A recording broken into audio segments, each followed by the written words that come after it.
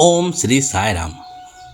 स्वामी कहते हैं घर में सदैव भगवान के नाम का उच्चारण होना चाहिए।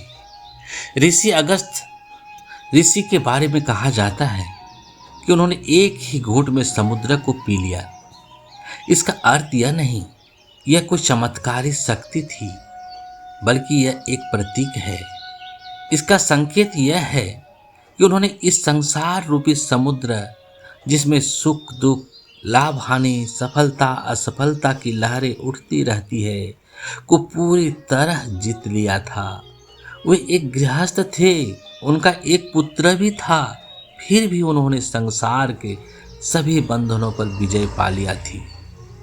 एक सच्चे ज्ञानी यानी संत की पहचान यही है कि वह केवल अपने आदर्श से जुड़ा रहता है, न कि संसार के मोह से। संत कबीर का उदाहरण भी इसी सत्य को स्पष्ट करता है। वे भगवान राम के लिए पीले रेशम का वस्त्र बुन रहे थे।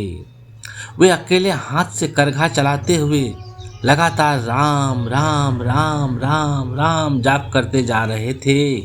वस्त्र 20 गज लंबा हो गया, फिर भी कबीर रुके नहीं। उनका तप निरंतर चलता रहा। उनके लिए उन अपने कार्य का आनंद और भगवान के प्रति भक्ति की उसका भोजन और जल था। जब उन्होंने वो वस्त्र मंदिर के पुजारी को श्री राम की मूर्ति के लिए दिया, तो वह वस्त्र ठीक उतने ही लंबाई और चौड़ाई का निकला, ना एक अंगुल अधिक ना एक अंगुली कम। ऐसे महान लोग ही भारत की आध्यात्मिक शक्ति और आनंद के स्रोत हैं। इसमें मुख्य संदेश यह है कि घर में भगवान गोविंद का नाम गूंजना चाहिए। यदि घर में भगवान का नाम नहीं है तो वह केवल एक गुफा के समान है, जहाँ जंगली पशु रहते हैं। शरीर को एक घर की आवश्यकता होती है, परंतु यह शरीर स्वयं भी एक घर है। इस शरीर रूपी घर में भी भगवान का नाम गूंजना चाहिए, अन्यथा यह केवल मिट्टी का घड़ा है, ना कि एक सच्चे मनुष्य का शरीर। भगवान का नाम ही जीवन को पवित्र और सार्थक बनाता है।